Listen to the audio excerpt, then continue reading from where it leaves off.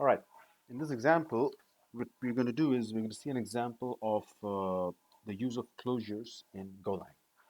Okay, so to begin with, let's create a simple function called foo, which is going to return another function with return type int. Okay, so we need to return a func with return type int. So let's say we return 42. Now in our main function, create a variable f and call foo. So what f will now have is basically this function. That will be the value of f, right? So we can print f, we can call f and print it. And what will it show? It will show, of course, 42. Let's do it. And we have 42.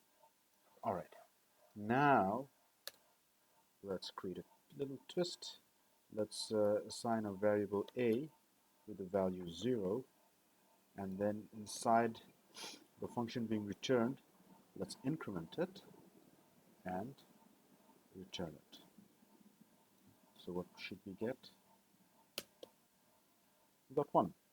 Okay, it's pretty obvious. A is 0, we increment, and we get 1. Now, what do you suppose is going to happen if we run f a few times? What should happen? Should we get 1 again and again? Because what's happening? A has the value 0, we're incrementing a, and we're returning it. So each time we're calling f, what should we expect to see?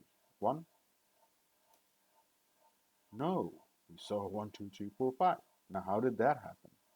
Well, it's pretty simple.